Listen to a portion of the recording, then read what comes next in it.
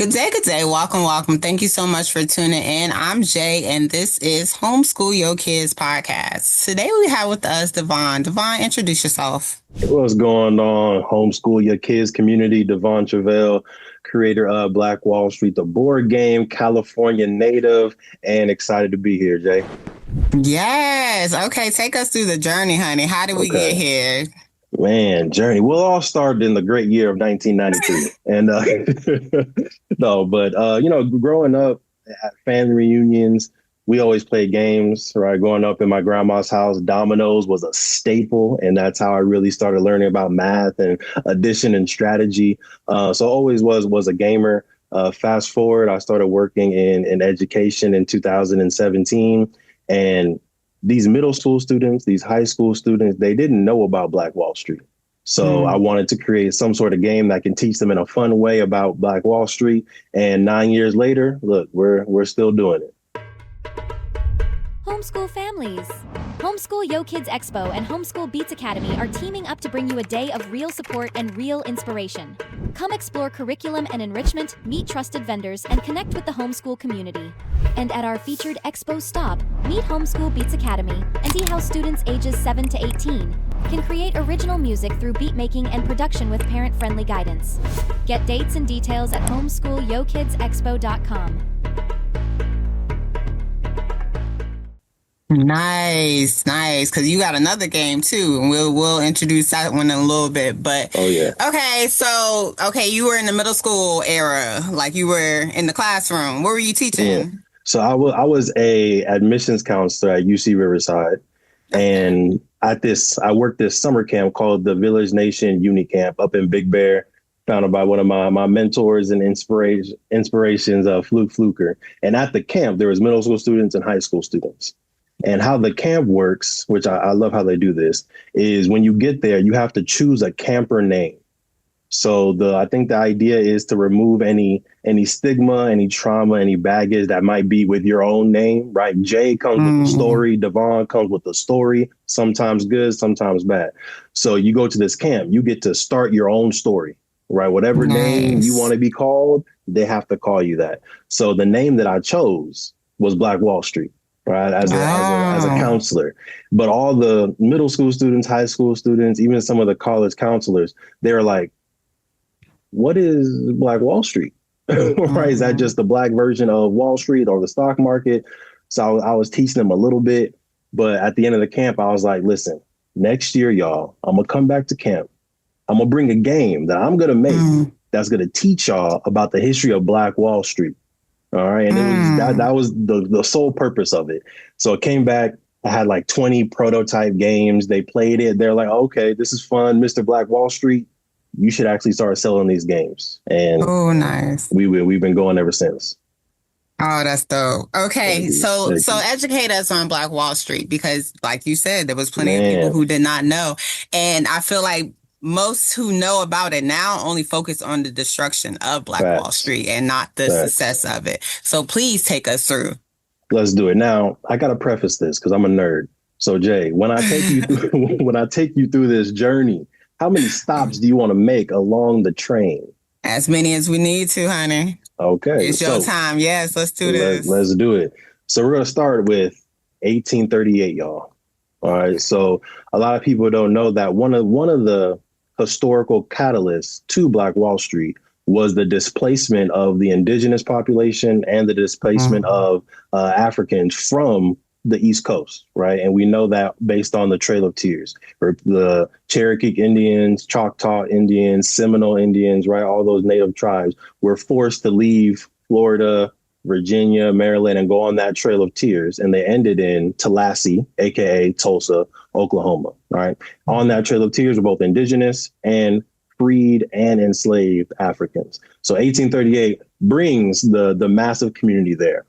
Fast forward, 1866, the Treaty of 1866, or the Treaty of the Five Civilized Tribes, not my term, historical terms, is signed, which freed all of the enslaved Africans in indigenous territories, right? So Texas, Oklahoma, California, New Mexico, Oregon, Washington, all that in 1866 isn't even America yet. That's all indigenous territory. So finally, freedom happens. So folks that look like me, folks that look like you are able to buy land, marry into tribes, start businesses, and live the actual American dream, live as an American citizen. Fast forward again, 1898. There's a visionary, Jay, by the name of Edwin P. McCabe. And his vision was to create the first all-Black state, right? Mm-hmm. Not only just Black in population, but Black in government, economic structure. That was his big vision. So he did 3 key things. Number 1, he started a newspaper, the Langston Herald, so that he can promote his vision to the rest of America, specifically Black America. Number 2, he built a city, Langston City in Oklahoma, right? Small flex, Jay. Like, I'm building right, a city real quick. This is a city, like small flex. Homeschool families, are you ready to refresh your plans for the year? Join us at the Homeschool Your Kids Expo. Meet curriculum and enrichment vendors, discover new programs, and connect with a community that gets it, all in one place. Come with questions, leave with real options. Get event details and register now at homeschoolyourkidsexpo.com. That's homeschoolyourkidsexpo.com. Built the city. And then number 3, he lobbied to have the first and only HBCU created in Oklahoma, which is called Langston University. Right. So, he was doing major moves, 1898 in Oklahoma. Mind you, this is no Zoom, no Instagram, right? No, just getting it done. Newspaper, word of mouth, and of course, actually following through on what you promised. That was the big key, right? Word is bond. Whether it's 1898, it's 1337 in Mansa Musa, or it's 2026 on the Homeschool Your Kids podcast. Yes, word is bond. Yes. So that's what brought, again, more people to Oklahoma, and more people with the specific intention on, I'm coming to Oklahoma to raise my family, to start a business, and to actually live the American dream, right? Let's go now to 1905. I'm trying to calculate the stops. Let's go to 1905. O.W. Gurley then comes to Tulsa, Oklahoma. He purchases 40 acres of land in northern Tulsa. They're like, you can't grow anything there. No one wants to live over there. We'll let you have that 40 acres. Go ahead. So he takes that 40 acres and he's like, okay, I'm going to put the business center here. I'm going to put the school here. The residential community is going to go here. He divides it up. He makes the plan. He's intentional about only selling to Black businesses and Black families. And between 1905 and 1921, 10,000 people pour into this northern section of Tulsa that he bought. Over 600 businesses pop up in that area. On that 40 acres? On that 40 acres. And this is what becomes Black Wall Street. Okay. So we had Uncle Steve's Barbecue, Madam C.J. Walker Beauty Parlor, Williams Dreamland Theater, the Tulsa Star, the Tulsa Guide. Those are both newspapers, right? Over 600 businesses thriving. Right? If we adjust for inflation, close to $50 million worth of wealth within that 40-acre block. Okay, so this is acres. Yeah, this is 40 acres. So this is the history that we like to really focus on. Of course, we can also talk about the unfortunate massacre in 1921, May 31st and June 1st. But I feel like there's so much documentation. There's so many articles about the tragedy. What we wanted to do in creating the board game and creating our curriculum is we wanted to focus on how did we build that? Yes. What skills, what mindset, what community effort did it take to actually build up that wealth? And how can we replicate that today? Nice. I love that. And I love that you're focusing on the success. Cause like I said, we all, I feel like that's too much. Like the destruction is what clouds everything. It's like, and it's a fear mongering because it's made people scared to even attempt to do anything on that level. Cause it's like, they just gonna tear it down. I see that comment all the time. Oh, just don't tell nobody. Like, like we still runaway slaves around these parts. Right.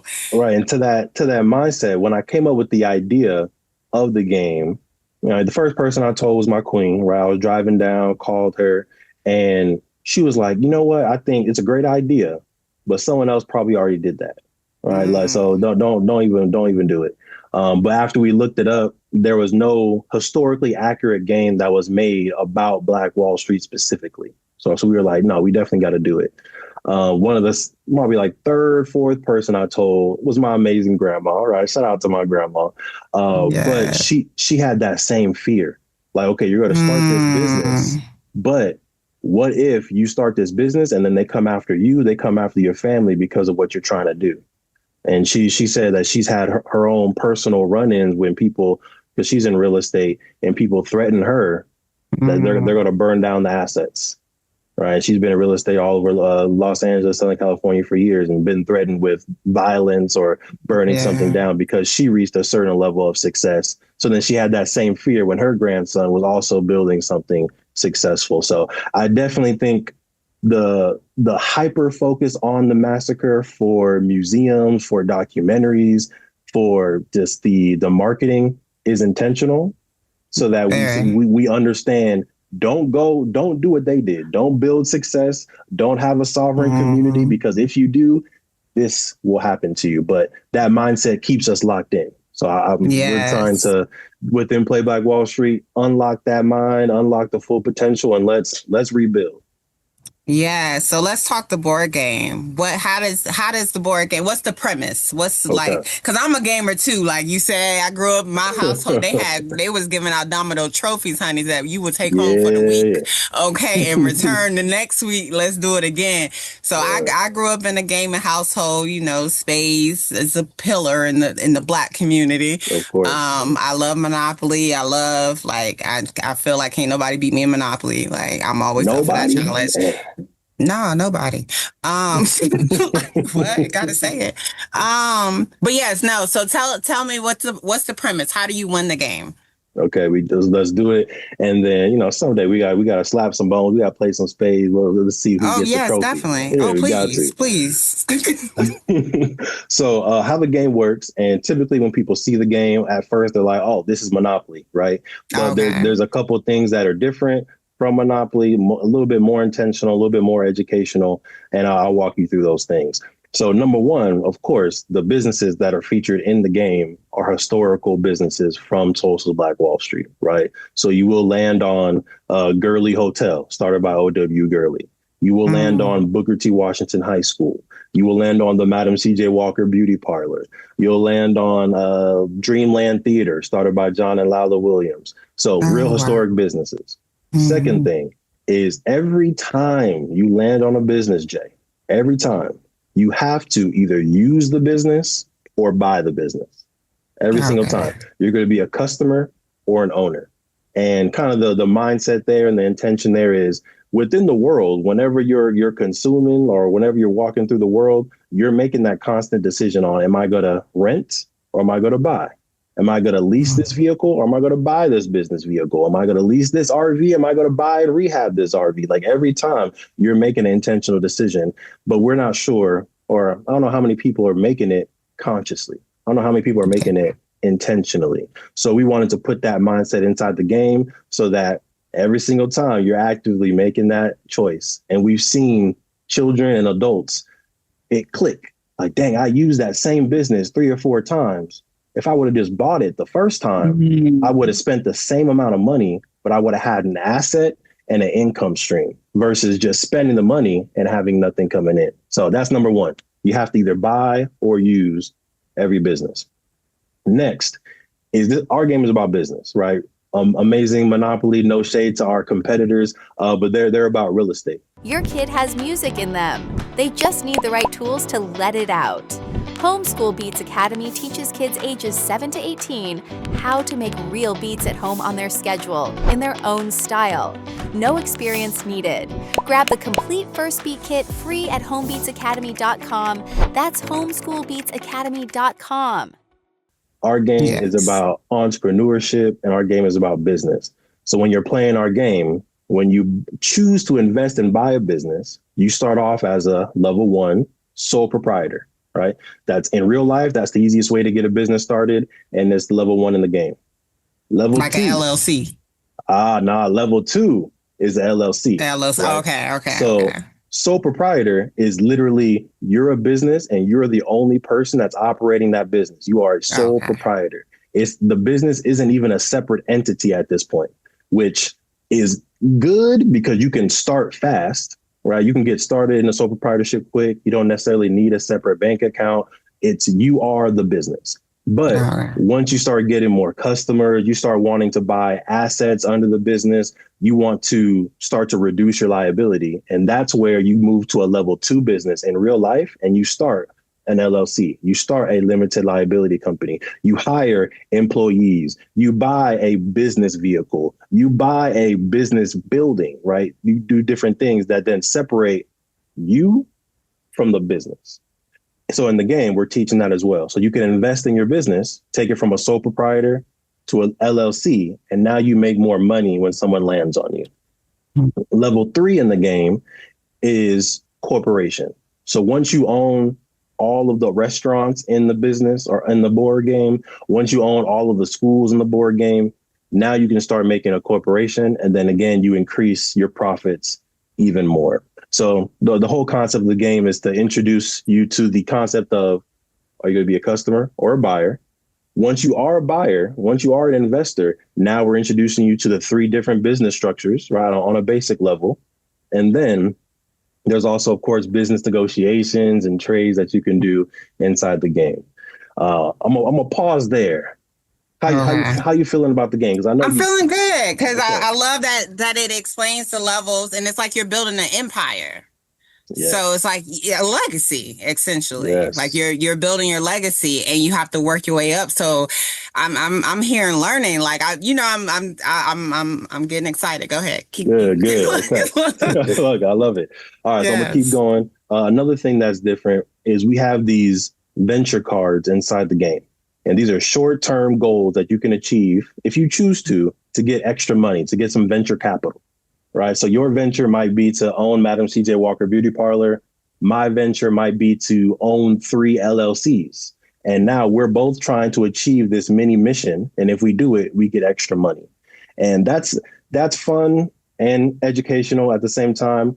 Fun because now there's a game within a game, right? So we're all playing, we're rolling, we're buying, we're using. And you may make a decision. I'm like, that's interesting. Why'd you do that? And I don't understand why you did that because I don't know what your venture card is. And you have a different mission in life. And that's why you're moving in a different way. Number 2, I feel like it also teaches people negotiation. So if your venture is to own Madam C.J. Walker Beauty Parlor and I happen to land on it first and I buy it, you can still negotiate with me to achieve your venture and still get the extra money afterwards, right? So just because someone else did it before you, just because there's an obstacle in your way, that doesn't mean your goal stops. That doesn't mean you give up.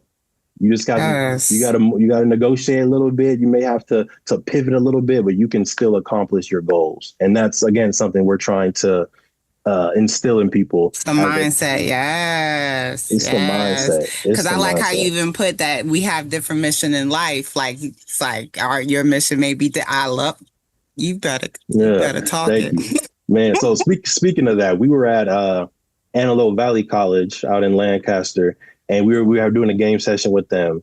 And one of the students asked me, hey, can you trade venture cards? Like if I have this venture and you have another venture, can we trade?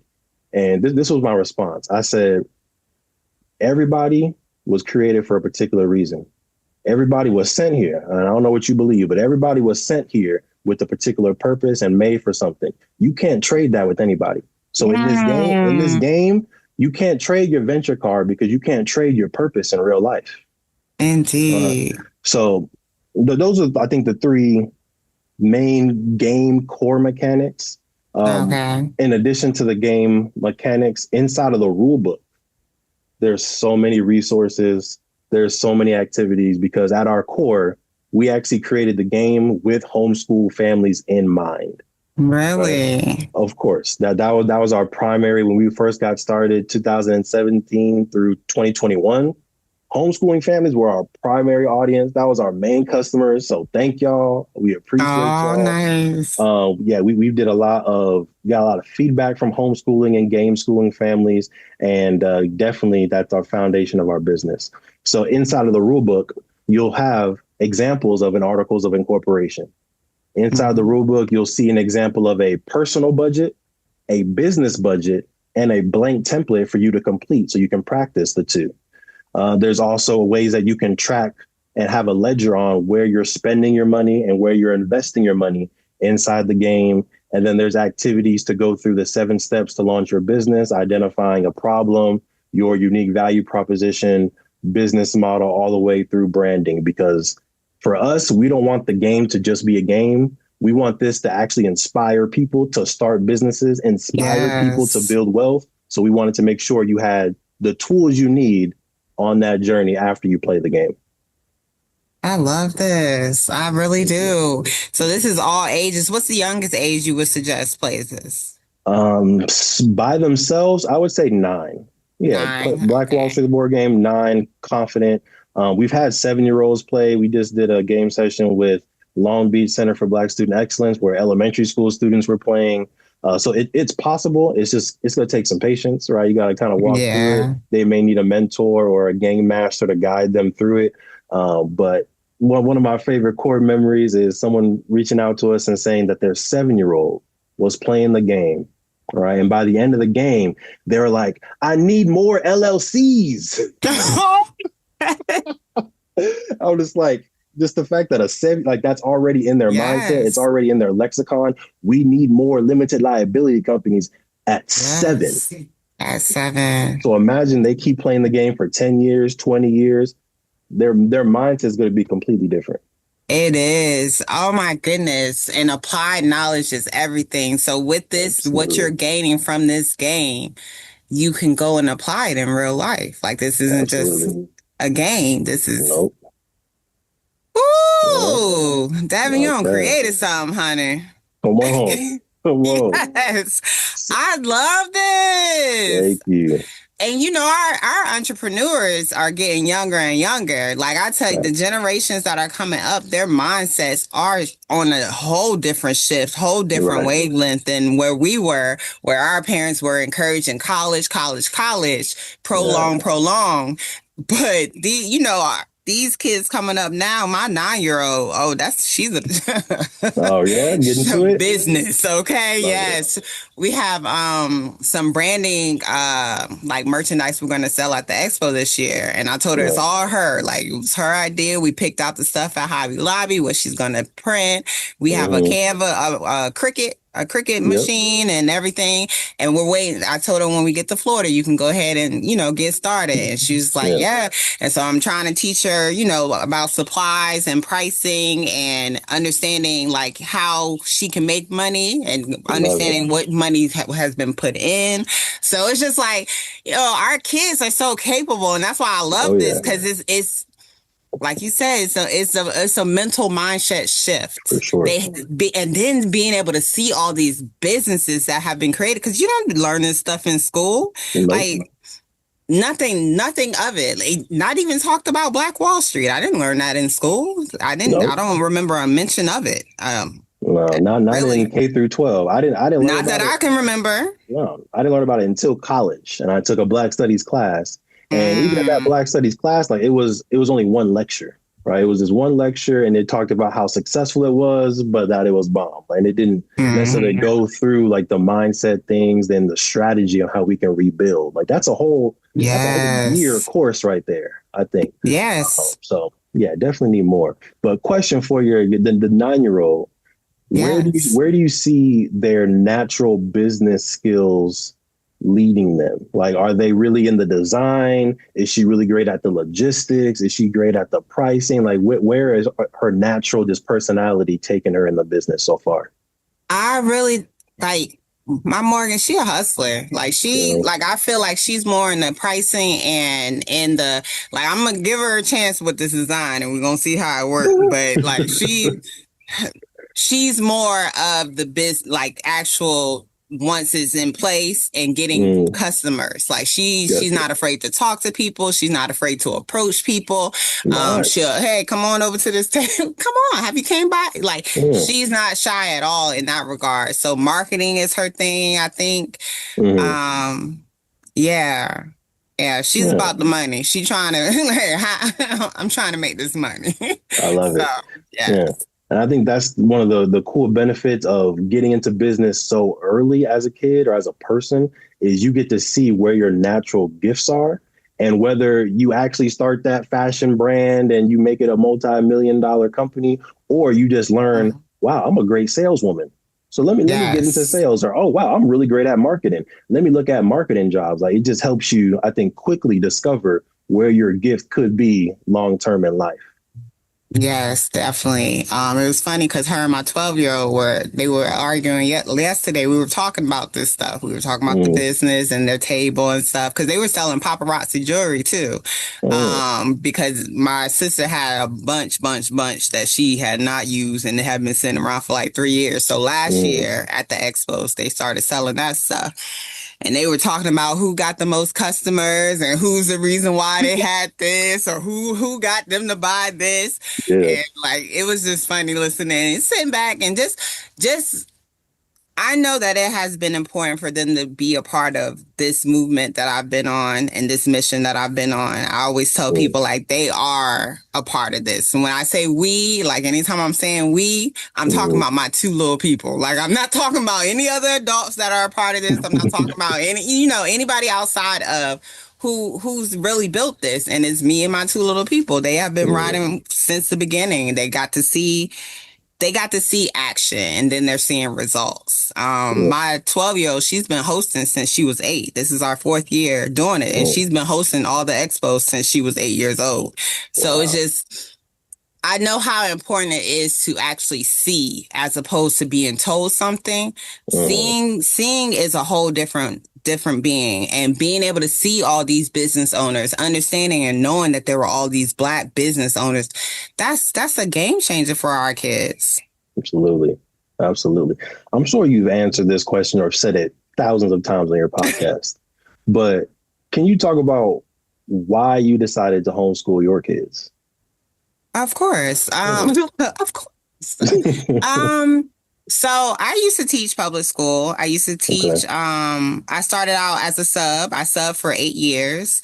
And during that time, I was in my early 20s. And I promise probably 2 years in, I started saying, I'm homeschooling my kids. Already. Really, I was like 22 years old. I didn't have my first child till 30, okay? But I was telling people all the time, I'm homeschooling my kids. They can't come here. They can't come here. And I was talking about middle school in particular. Virginia. Virginia, okay. Yeah, I grew up in Virginia. I grew up in Virginia Beach. I graduated in Virginia Beach. And I taught in Norfolk to begin with. But I taught, when I subbed in Virginia Beach. That was eye-opening in itself, just to see the resources that Virginia Beach got versus Norfolk, which, poverty-stricken, demographics totally different. We always joke and say Virginia Beach is like the future politicians, whereas Norfolk is like they just discarded hood, like it's the hood to people. So, but I taught in a lot of Title I schools, and it's just our kids. And when I created the app, this is identity and purpose are the two main focus that I talk about, because I feel like those are the two main things that are drained out of our kids in public school. Identity, knowing themselves, and their purpose. By time, because my last few years, I taught 12th grade English, and 10th grade, I taught 10th grade English. I taught creative writing. Being in there with those high schoolers and seeing like just how depleted it seemed they were, and just how like unmotivated they were existing. They were just here because, they had to be, and they didn't have any kind of direction. Even with talking to him, I had a nephew graduate last year, and just asking him like, well, what you into? What you like to do? And him, I don't know. And I'm like, wait, what? Like, come on, you've been living your life for 17 years. You have nothing. You don't know what drives you. You don't know what you're passionate about. You don't know, and so that that on top of understanding the detriments of our kids, and I'm talking about Black and brown kids, right, hearing for 12 years straight that they're less than, that they're minorities, that they were just came from slavery, like, yeah, man, that's so detrimental to our kids' growth and their potential of reaching their highest selves. right. And people have to understand that. And so that is why I always talk. Because I tell people, oh, they can't have mine. Like, they can't have mine. Not these babies, yeah. Not these. I birthed these things. No. Yeah. I had checked out of school in like probably by 8th grade. I was over it. Like, I was over the whole model, everything, just understanding the system in general. And that's why people always laugh to see that I had went on to be a teacher, because I slept through high school. Like, I literally slept from 9th to 12th grade. It was just, why am I here? I was a self-taught learner. Like, I was a reader. So I was okay with doing the assignments. I would do the assignments and go to sleep. I wouldn't stay up for the teacher lecture. I wouldn't stay up to mix and mingle with my classmates. None of that, because I just felt like it was such a waste of time. Like, why am I here? And so that's the long version of why I homeschool my kids. Yeah, no, I definitely feel that, and that made me think of, if I can share a story, one of the reasons why we're creating a gamified education company instead of just gaming or just education, because my experience, similar to y'all, when I was going through school, every time I saw a person that looked like me inside of the curriculum, it was never a positive situation, right? Exactly. It was either enslavement or being treated less than human within the civil rights. And of course, we learned a little bit about Dr. Martin Luther King. Didn't learn about Malcolm Rosa, X. Rosa. I mean, Malcolm X was prohibited because he was bad. Like, Black Panther Party wasn't good; they were bad. They didn't learn about none of that. Yeah. None of that. But it made me feel in class small. It made me feel a little bit embarrassed, a little bit ashamed, like just being Black because of what box they were putting me and my people in. So fast forward, the goal, like talking about identity, we wanted to be able to teach people about the kings and queens, right? Teach about Mansa Musa, teach about O.W. Gurley, teach about Madam C.J. Walker, teach about the positive people. Because when we go through European history and American history, and we're looking at European culture, we learn about their kings, we learn about their queens, we learn about the Rockefellers, we learn about all these wealthy people that don't look like us, but look like Europeans. And I think that's, of course, intentional. And that fast forward to one of the proudest moments I had as a teacher. And this happened this semester. We were teaching an introduction to stock market investing, bonds, stocks, index funds to high school students at Van Nuys High School. And we gave them $150,000 of paper money to then invest in the stock market, right? They had to put it in the bonds, stocks, and index funds, and we put them into groups. And there's this young Black queen in there who was leading her group and saying, oh, we need to put our money into Walmart, or we need to put money into Pepsi, we need to put money into this, because remember, X, Y, and Z happens. And then when they invest their money, we projected 10 years out, right? So at the end, they started with $150,000. And at the end of the project, her particular group made $548,000 in their investments. And it was the most that any group had made in all three classes, right? So when we revealed that, warms my heart. She stood up and she said, I love myself. Oh, in the middle of the class. And mind you, she's like, this is a very diverse group. She's one of only 2 Black females in this particular class. So she stood up, I love myself, because she had been advocating. She had been fighting for her team to invest in a certain way with no prior experience, just off of gut, just off of intuition. We should do this.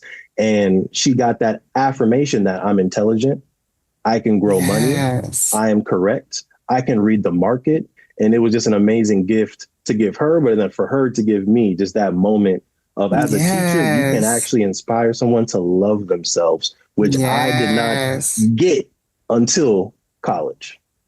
Oh my gosh. And see, that's the thing too with teachers, and teachers got to understand the reason why I became a teacher was because of my fourth grade teacher. I wrote a chapter book in elementary school, and it was called The Two Sisters, about me and my sister.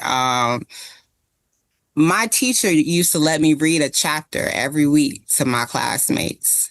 And that was the game changer for me. She changed the game for me because it was like she saw me and she respected me enough to let me share my work, my creative work, you know, outside the lesson that had nothing to do with the assignment or anything of that nature. It was just like, okay, oh, you wrote, like, she made a big difference for me. And that was that feeling that she put in me. That was what I wanted to put into my students. So when I set out to be a teacher, that was why, like you said, like, just knowing and that you can make a child understand, like, you matter, you are important here.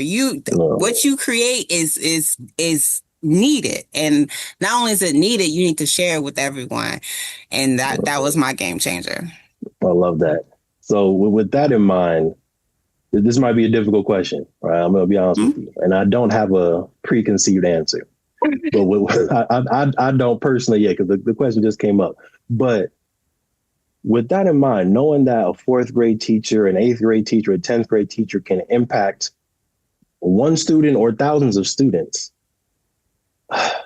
what's the decision on, as educators, do we stay in this system so that we can create impact within public school versus starting our own school systems, or just, I'm just going to homeschool my kids, I'm only going to teach my, how I knew you was going there. That's the thing. And that's what I battle with. Yeah. I share with people that in 2020, 2021, I was the unhealthiest that I had ever been. Mentally, physically, and spiritually, all three. I was down bad. And I'm thin, right? I'm about probably pushing like 180 right now. I was probably 130. 130 pounds. I was a stick figure. I was not doing well at all. Okay. Assimilating is not a good thing. It's not a healthy thing to do. Understanding what kind of system you're working in, regardless of how impactful you can be in your classroom. I had in the high school, I averaged like 140 students per year. It sounds good. But I think my impact in particular, definitely way more outside of the classroom. Because when I stepped outside of the classroom, it wasn't like I'm running away, I'm just about to do for my kids. I sat down and I created. It's like, okay, no, this system has to be challenged in some kind of way, because that's how systems change. It's when they're challenged. When we keep on going along with things, then it's like, oh, okay, well, they good with it. Like, look, do this. Look, add this. Like, do this. It has to be challenged, and we have choices. I have too many conversations with parents who aren't aware of their choices that they have. A lot of parents were unbeknownst to me until I had this conversation in a park in New York. My mom was like, oh, we can homeschool? I thought that was just something we could do during COVID. I didn't think that we could do that. And that like confirmed even more. This is like after probably like our second year of doing the expos. I was like, okay, we got to keep going. Like, we got to keep going. We got to keep going. So I love the teachers who are stepping outside of the classroom and starting their own schools, who are starting their own learning pods, who are starting their own community or the enrichment services, all that. Like, I talk to all of them, like, case in point. Look, that's why I tell people this platform, it fuels me, because not only do I get to hear about other dope individuals doing dope things, it's a reminder for me, because in 2020, why I was so unwell, I had this save the world mentality, as if I was the only one out here doing the work, or the only one that would need to do the work. And it was killing me. Literally, it was killing me. And then stepping out and moving away, because after I resigned from teaching, we moved to Arizona, and I silenced everything, and I sat, I meditated, I did yoga, I put a lot back into myself. And the loudest message was, you can't save everyone. And I had to accept that, because I just thought that I needed to save everyone. It's like, no, girl, like, everyone's not here for that. Like, one, you don't have to do it all. But two, not everyone is thinking or wanting to be saved. Like, Some people are very content with what they want to do or what they're doing, and I had to accept that. Just because it's detrimental or it's harmful in my mind doesn't mean that it is in another person's mind. So how do you get someone to see or know about different things? You show them.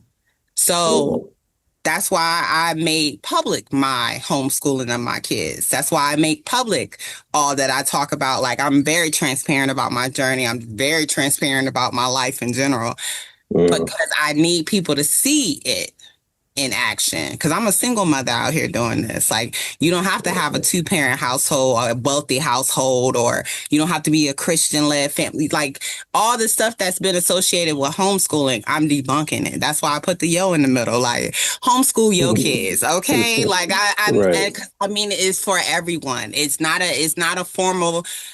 something that you have to have a formal education to be able to do, because y'all have had it, and that's why you feel inadequate now. And I talk about the irony of people telling me that they can't homeschool their kids because they don't know enough, but yet you're going to send your child into that same school system that didn't teach you enough to feel confident. That's irony. That's, situational irony. So, like, by all means, I'm very transparent. I'm very loud about it now, because I had to find my voice. Because I've always been, like I told you, 21, 22, I'm homeschooling my kids. But I didn't understand what I was saying or what I was doing at that time, or even why, for real, because I ain't had no kids. So it was like, but I get it, and I respect my mission. I understand the assignment. I'm here for it. I'm grateful for my 2 little people that definitely, onset at everything, because my oldest would tell you, ain't no homeschool without us. Like, we are the kids. Yep, that's facts. So, yeah.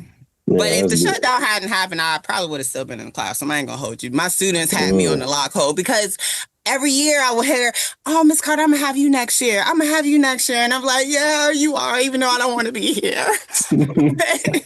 Right. And it's this, like, my babies. I love the students. Like, and you talk to most teachers, they'll tell you they're not leaving because of the kids. Like, the kids will always be the kids. We have to reach them where they at and get them where they need to be. But that system, on the other hand, is a whole nother thing. That's a whole nother thing. And having 12th graders reach you not being able to read or be able to write a complete sentence, that breaks you. That's something you can't just sit back and just nod away. My 7th grade year, and we're going to take this back to you, Devon, because I can get to talking, okay? But my 7th grade year, I had a young lady who was reading on a kindergarten grade level.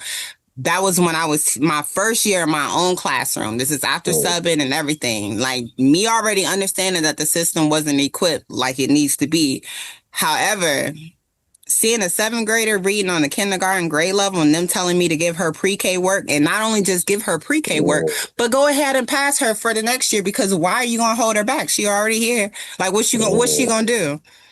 That broke me. So the years that follow, it was like, okay, now I got to I'm thinking of a master plan. That's what that was. So, yeah, that's why I think everybody, period, but definitely folks that are interested in homeschooling should read The Miseducation of the Negro by Dr. Carter G. Woodson. Like, if you're on the fence, and this was published in, I think, 1933, read that book. It's still applicable today, 80 years later. The system is still the system, right? It was built for a particular reason, and it's going to function for that purpose until it is broken or until you remove the children from that system. So definitely encourage all educators, all homeschooling parents, listen, read that book and make a decision. Yes, sir. You got to understand, our kids are our greatest investment. Like, they came through us for a reason. That's my main thing. They came through us for a reason. And it is because you are the one meant to teach them. You are meant to guide them. You are. It's literally, it's no way around it. And that's why I talk about homeschooling on a level where even if your children are in traditional school, you should still be their first and most important teacher. Always. So, yes. You have any kids yet, Devon? Not yet. I figured. They're on the way. How'd you figure? I know it. I got too much energy? Yeah. Now you see me, I got energy.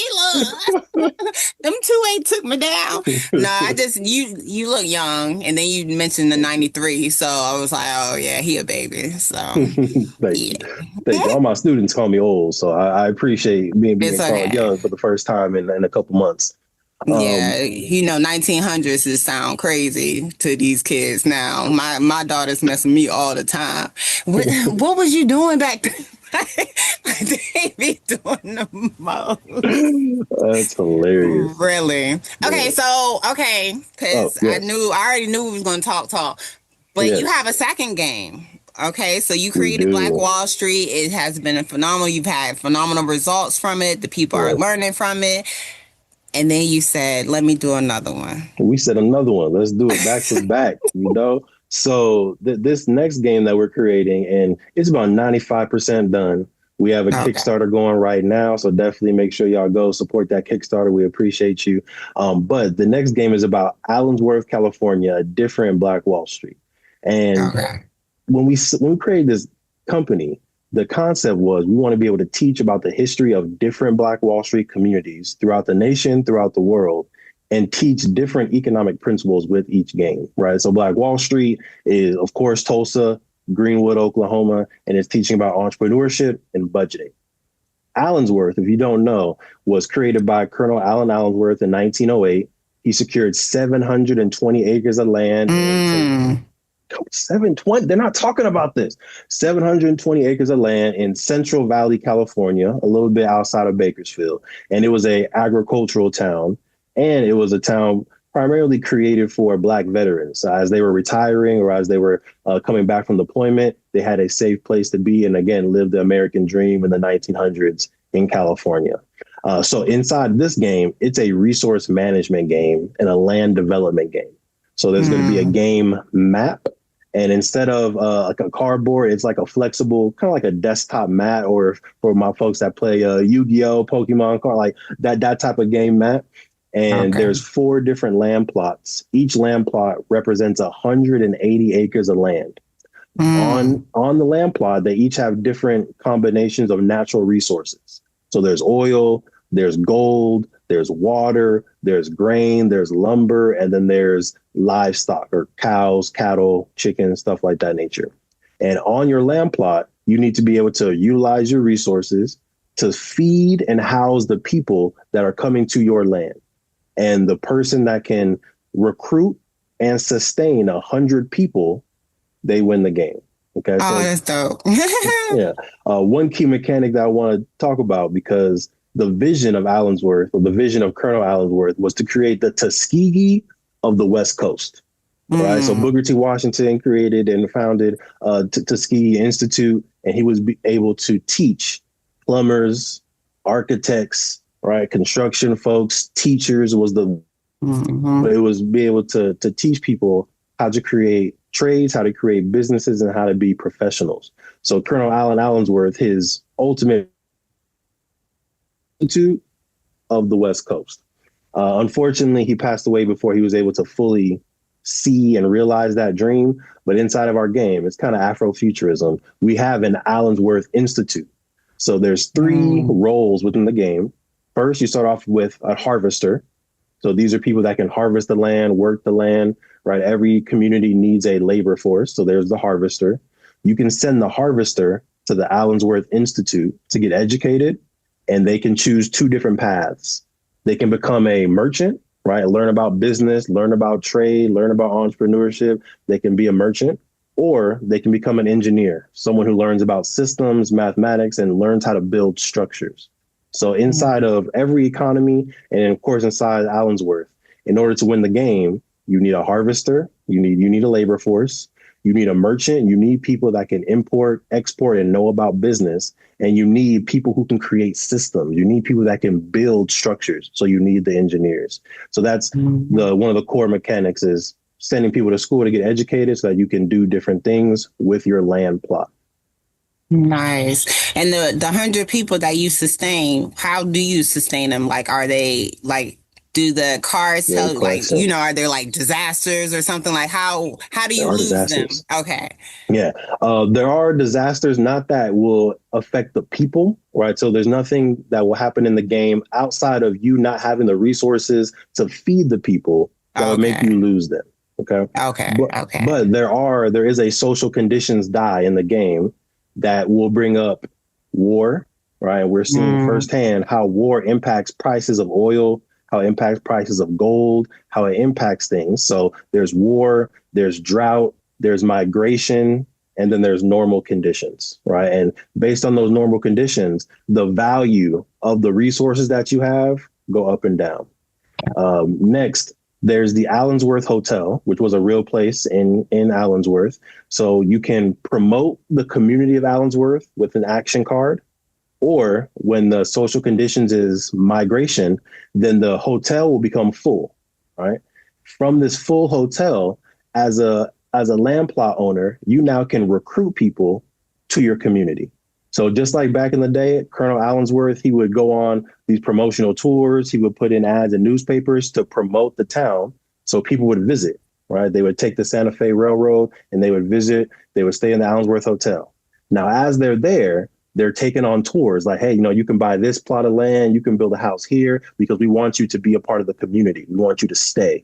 So it's kind of the same mechanic. You can promote to get people to come into the hotel in the game, and then you can play the recruit action card to then get those people to stay on your land. You can build them housing so that they feel secure, if they feel safe.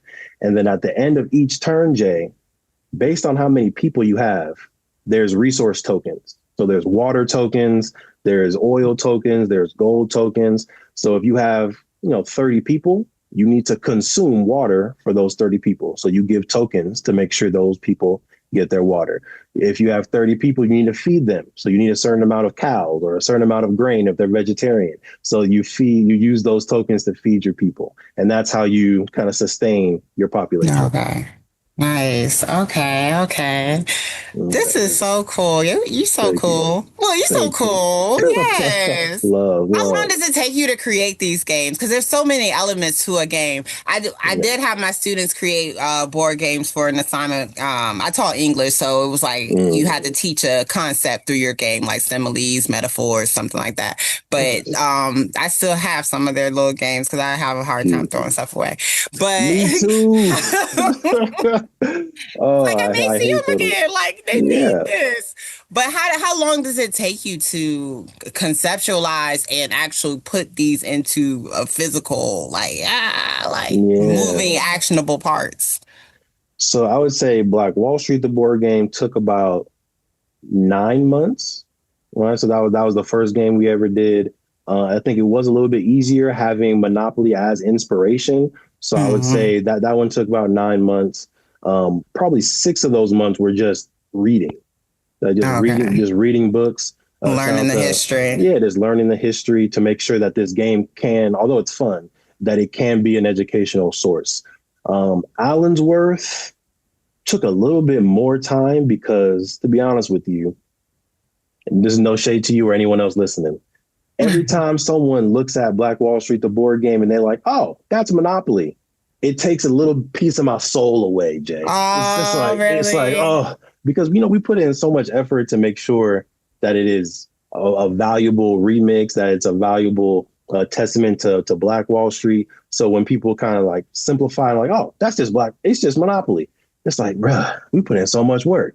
So with creating this next game, I was like, all right, this is about to be different. You can't compare this to nothing that's on the market, maybe loosely Catan, maybe, but you can't compare this to anything else that's on the market. So it took a little bit longer. So this was about a year and a half of, all right, this is the concept. It's going to be Allensworth and it's going to be land. Let's read the books. Let's visit Allensworth. Let's walk through. If you don't know, you can still visit Allensworth State Park. The library structure is there. The house of Colonel Allensworth is there. The hotel is there. These are all recreations, but it's still about probably close to 5-10 acres of land that you can walk and see and imagine. Beautiful. So, of course, walk that, talk to the docents to learn more about the history of Allensworth, California. And then version 1 of the game. This is too complicated. There's way too much math. This isn't going to work. Version 2 of the game. This isn't enough components. We need to add some more things back to it. Version 3 of the game. Okay, this feels good. Let's get a prototype. Let's gameplay with some people. Got that feedback. All right, let's change some things. So right now, the version that is available on Kickstarter is version 5. And I feel like this is definitely the strongest version so far. There's maybe like a couple tweaks that we want to make to the game mechanics of it. But Allensworth, about 1.5 years of research, game mechanics, game testing before we got to this point.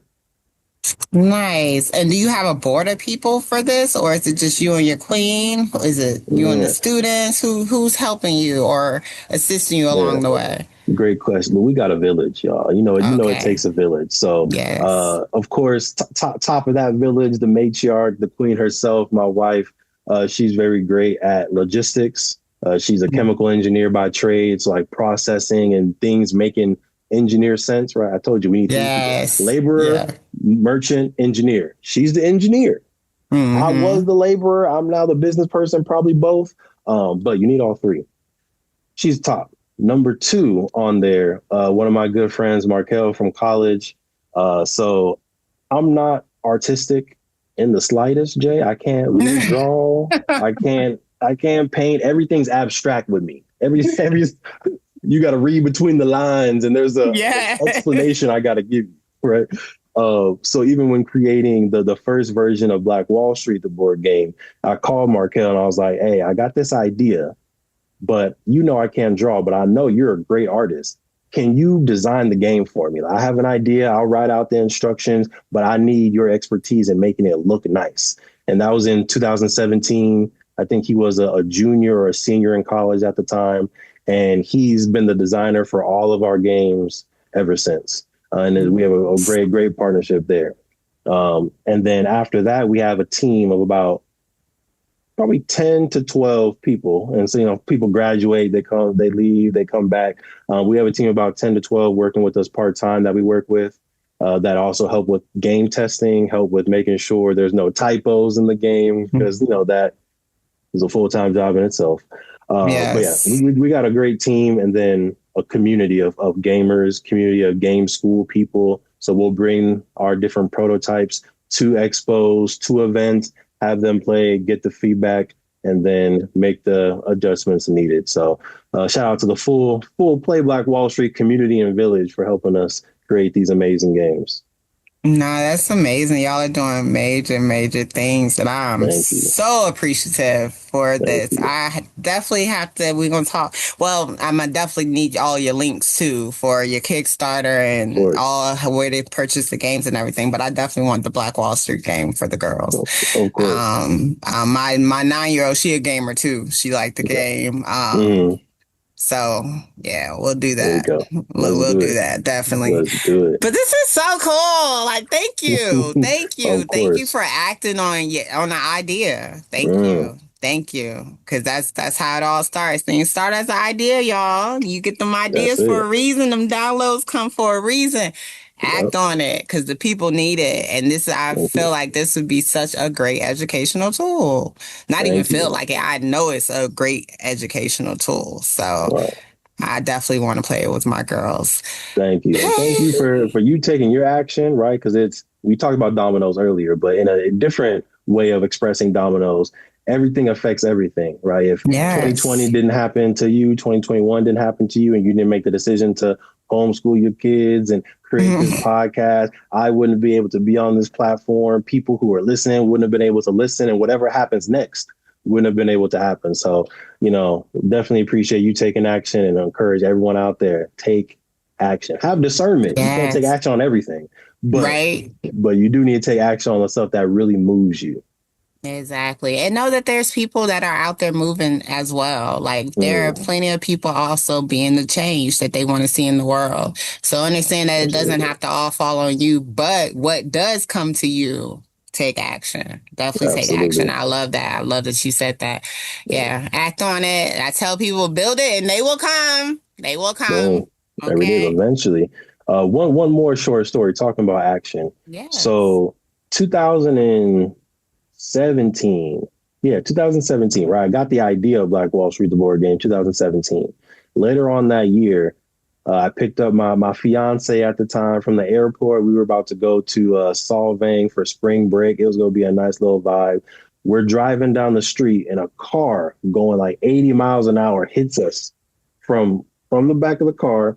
We swerve. We miss the different cars that are in the street. We miss the electrical pole. We miss the phone pole. And grace of God, right on the sidewalk, we land. Cars completely totaled. Car is completely totaled. The steering wheel is bent in half because I was trying to steer, hold on to it. It's bent in half. I still have a little bit of bruising here, but nothing terrible happened. The car that hit us hit and run. Nothing terrible happened. Nothing, like, we're still alive. We're still alive. Yes, no concussion that was diagnosed. No broken bones. Still alive. Thank God. Right. But after that, I was like, I've had so many business ideas. So many business ideas from high school through adulthood, but I hadn't acted on any of them until that point. So I was like, God, thank you for getting me through that. Whatever the last business idea that I wrote down, that's the business idea that I'm gonna commit to. Whatever it is. So I went to my phone, I scrolled through all the business ideas, and the last one, Black Wall Street, the board game. I was like, all right, let's do it. So we've gone through a lot of up and downs. When we first did a Kickstarter for Black Wall Street in 2017, it flopped, didn't work. When we went through an incubator program and our mentors were telling us every single week, you should take out the word Black because that limits your market. You don't want to limit your market. You have a great idea. It's a great game. But if you take out the word Black, you can reach more people. And we refused to take out the word Black. So we didn't get funding. We went through all of that. And we're still here because I already made a commitment to myself, made a commitment to God that this is the business that we're going to make real. So just again, to the take an action thing, just do it. You may have a huge list of things, whichever one moves you, commit to that. And it's going to be amazing. I listened to someone, Wayne Dyer, and he always talks about not dying with your music in you. Like, so this is your music, you letting it out, and that near-death experience brought it out. It's like, and I'm glad that that's what you heard, that's what you received from that. It's like, okay, I need to put something in action. Right. Yeah. Absolutely. Beautiful. Beautiful. So, okay, Devon, I told you about the two I always ask before I wrap up, but with all that you're creating and all that you are doing, you're still in the classroom, still teaching. How do you self-care? How do you make sure that Devon's good? Vacation. And this is not because I choose vacation. It's because my wife is like, we need a vacation. So to be honest with you, it's kind of a forced self-care. But this weekend again, which is interesting coincidence, we're also going to Solvang. We're going to relax, do some wine tasting, do some golfing, walk around, just be in Santa Barbara, Solvang area, just enjoying life. We often go to comedy shows because we love to laugh. It is the currency of the spirit, right? Laughter, it really is amazing. So I would say those two things, and then also just working out, like just going to the gym, going on walks, going on hikes, unplugging for a second, just being present in my body, being present in my mind definitely helps me recharge and do some self-care. Nice. Take care of you. Take care of you. Definitely. And if our listeners didn't hear anything else on this whole amazingly powerful conversation, what's 3 things you want them to take away? Number 1, take action on your dreams. All right, whatever it is, big or small, take some sort of action towards your dreams. Number 2, highly recommend to read. I'll say read generally, but specifically the Miseducation of the Negro, right? Read generally because they always say if you want to hide something from Black folks, put it in a book. So if you don't want offensive. If you don't want any information hidden from you, look, start reading those books, right? I always say start with the Miseducation of the Negro. It's a really, really good one. It talks about leadership. It talks about business. And of course, it talks about education, all relevant today. And then number 3, I would say learn through experiences. All right, whether that's traveling, whether that's playing games, whether that's just learning a dance class. I feel like as humans, our natural way of learning is by action. It's by watching a mentor, watching a Jegna do something, repeating that action. That's how babies learn how to walk, how they learn how to talk, how they learn how to eat, by watching you, not by sitting in a classroom and just being lectured to all day. So highly encourage you, take action, read Miseducation of the Negro, and learn through experiences. I appreciate it. Thank you, Devon. Thank you so much. Families, make sure you check it out. Check out Black Wall Street. And check out the up and coming game. Donate to the Kickstarter if you're able to. All links will be available in the description. So please, please, please tap in. Resources are resources, and gaming is fun. Like, I love learning. I love playing with the girls. I love, because that is a great way to teach. When you're having fun. So utilize these resources and get these babies educated on themselves and far beyond the regular I don't even know how to, Rosa Martin, and who would be another one? Frederick. I feel like those 3 are the ones that are focused on that. Yeah. So well beyond, because we are amazing human beings. So understand and also, I don't think I've said this lately. Remember that we are all a piece to the puzzle, and it does not matter how small your piece is. A puzzle is incomplete without all pieces. So understand you are important. So act on it. All right. And homeschool your kids. Period.